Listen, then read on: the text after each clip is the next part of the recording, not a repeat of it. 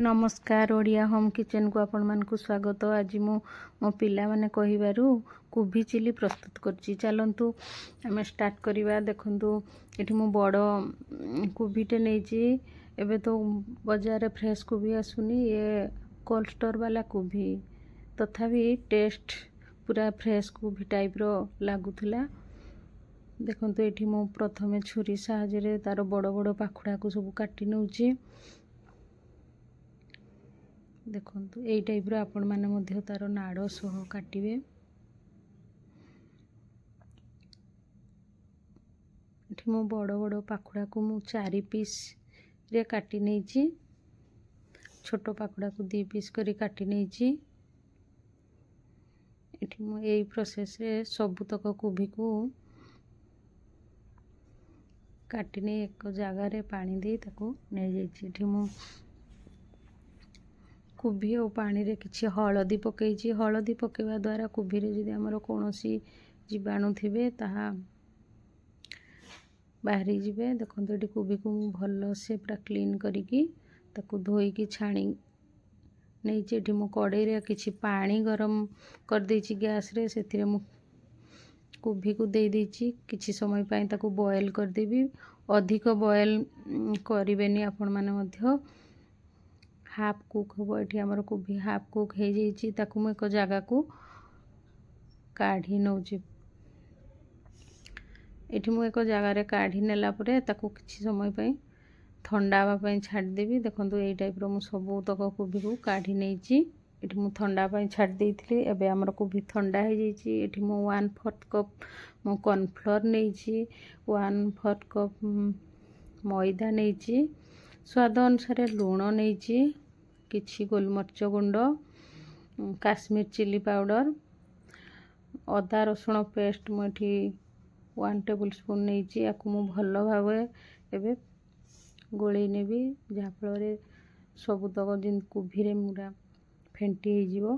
देखंतु एठी मु पूरा गोळेइ नेछि। एबे कड़ाई रे तेल गरम कर नेछि।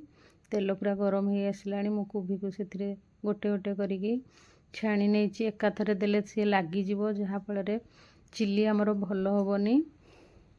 देखंतु एठी मु सब तक कोबी को नेछि। बळका कोबी या परे मु फ्राई करिवि। छाणीबा समय रे गैस रो फ्लेम मीडियम टू लो रहिबो। अधिक हाई करिवेनी। मीडियम फ्लेम रे ही कोबी टी हमर भल सिजिवो, भल से कुक होबो। देखंतु एई टाइप रो मु प्रथमे करिकि ताको छाणी नेछि। बळका जो हमर कोबी थिला ताकू मध्य सेम प्रोसेस रे गोटी गोटी करी मु ताकू छाणी नउछि।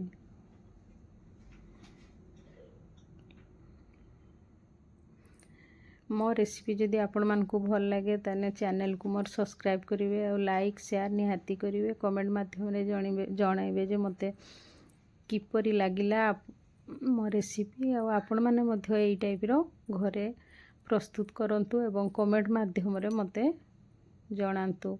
एठी हमर बाकी तक कोबी मध्य धीरे धीरे फ्राई आसिलानी। देखंतु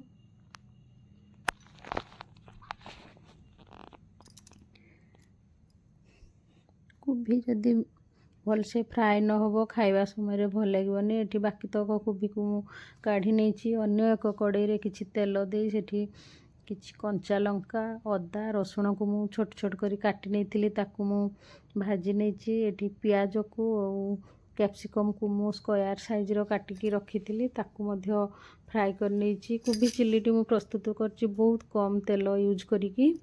देखंतु एई टाइप रो मु फ्राई करी नेछि। एबे हमरो कैप्सिकम प्याज सब हे आसलानी। एठी मु पूर्वरु chilli sauce, tomato sauce, soya sauce mix करके रखिथिली, ताकू नेछि।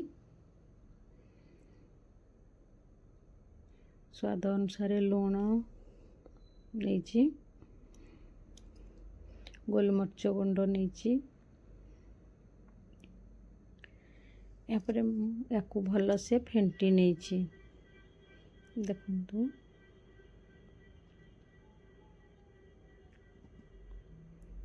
यापर कोभी को देदेली छाणिकी रखा कोभी को भल से मु फेंटी नहीं 1 टेबल स्पून कॉर्नफ्लोर को मु एक जगार गोल रखी नौची यह देवा द्वारा आम चिली आ ग्रेवी होता है और खावाई भल लगी था देखापी भल लगी था देखो चिली आमर पूरा रेडी हो गला चिली आपण मानकु केमती लागला कमेंट माध्यम रे निहाती जणेबे रहिली पुणी देखा नेक्स्ट वीडियो रे जय जगन्नाथ।